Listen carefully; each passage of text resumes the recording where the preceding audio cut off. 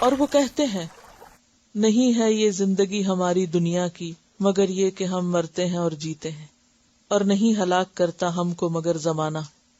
زمانے کی گردش وقت آتا ہے ختم ہو جاتی ہے، جیسے ہر چیز موسم بدلتا ہے، رت بدل جاتی ہے، وقت کے ساتھ ساتھ ہر چیز تبدیل ہوتی جاتی ہے، ایسے ہی کوئی آ رہا ہے کوئی جا رہا ہے، یہ تو گردش زمانہ ہے. اور آپ دیکھیے کہ زیادہ تر جو خواہشات نفس کی پیروی پائی جاتی ہے وہ ایسے ہی لوگوں کے اندر.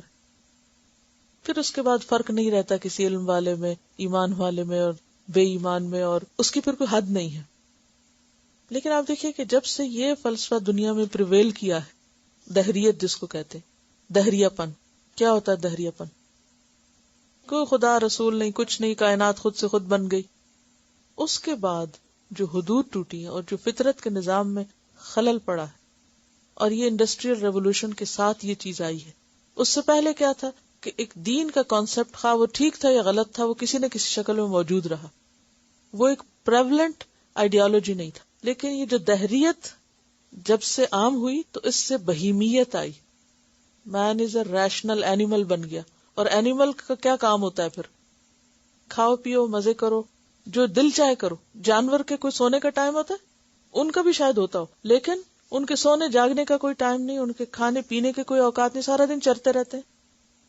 کبھی آپ غور کریں گارڈن میں آ کے پرندے بیٹھتے دیکھتے تھے تو سارا وقت کھانے کی تلاش میں تھے. میں ایک دن بیٹھ کے کھا رہی تھی، میں دیکھ رہی تھی میں کہہ رہی تھی کہ ان کی نظر کہیں اور جا ہی نہیں رہی سوائے اس کے کہ ان کو کھانے کی چیزیں چاہیے یا اپنا بچاؤ کہ ہمیں کوئی کچھ نہ کہے. تو یہ ایک بہیمت الانام، تو اس سے یہ بہیمیت ہے. لیکن یہ کہ ایک ہوتی ہے انسانیت، ایک انسانیت ہوتی ہے کہ انسان کے دائرے میں عقل سے کام کرنا، اور ایک ہوتا ہے بہیمیت جس میں عقل نام کی کوئی چیز نہیں، صرف خواہش نفس ہے. آپ نکاح کرو یا نہ کرو، جہاں چاہو اپنے من کی مرضی پوری کر لو، جس کے ساتھ چاہو رہ لو، جس کو چاہو چھوڑ دو. یعنی کہ فریڈم آف چوائس کا غلط استعمال. اللہ نے ہمیں فریڈم آف چوائس اس لیے نہیں دی تھی کہ ہم پھر جو چاہیں کریں، اور اس کو ہم اپنے رائٹ اور اپنے حق کی خاطر سب کے رائٹ خراب کریں. مثلاً ایک شخص نے کہا نا کہ میں سب کچھ چھوڑ سکتا ہوں مسلمان ہو کے، زنا نہیں چھوڑ سکتا. یعنی آپ صلی اللہ علیہ وسلم کے پاس اس نے کہا کہ میں سب چیزیں چھوڑ، زنا نہیں چھوڑ سکتا، آپ کو اس کی مجھے اجازت دینی پڑے گی.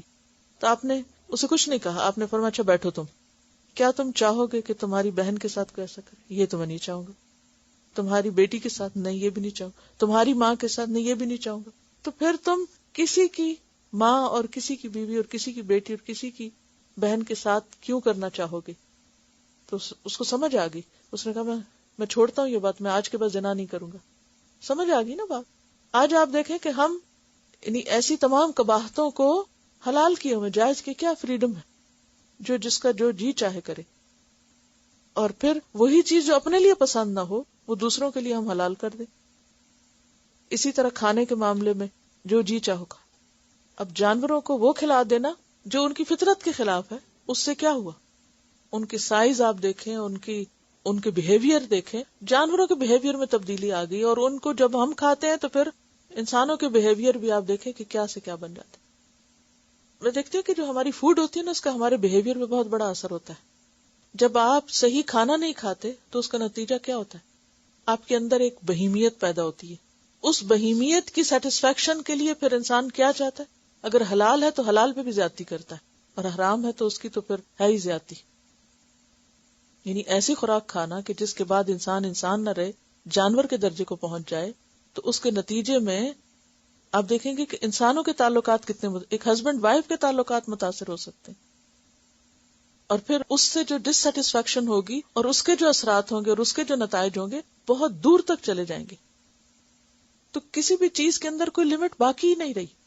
اب دیکھیں ایک وقت تھا نا، مجھے اچھی طرح یاد ہے کہ ہمارے جو گھروں میں عام طور پر رکھ رکھا ہوتا تھا، یہ کھانا ہے، یہ نہیں کھانا، اتنا کھانا ہے، یہ نہیں پکے گا، یہ نہیں دیا جائے گا، یہ ٹھیک نہیں ہے.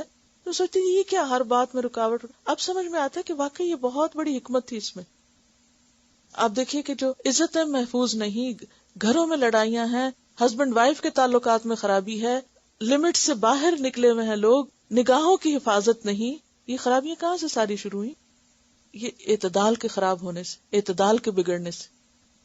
نہ ہم نے اپنی عقل سے کام لیا، نہ کوئی سینسز سے کام لیا، نہ وہ روایات جو ایک تجربے سے ثابت شدہ تھی کہ کیا ٹھیک ہے اور کیا نہیں، ان کو بھی پامال کیا، دین اخلاق کو بھی پامال کیا. نتیجہ کیا ہے؟ دن بدن فساد بڑھتا ہی چلا جا رہا ہے. ہر دوسری جگہ لڑائیاں ہیں، فساد ہیں، تعلقات کا بگاڑ ہے، عورت اپنے دائرے سے باہر ہے، مرد اپنے دائرے سے باہر ہے. سکون کہاں گیا؟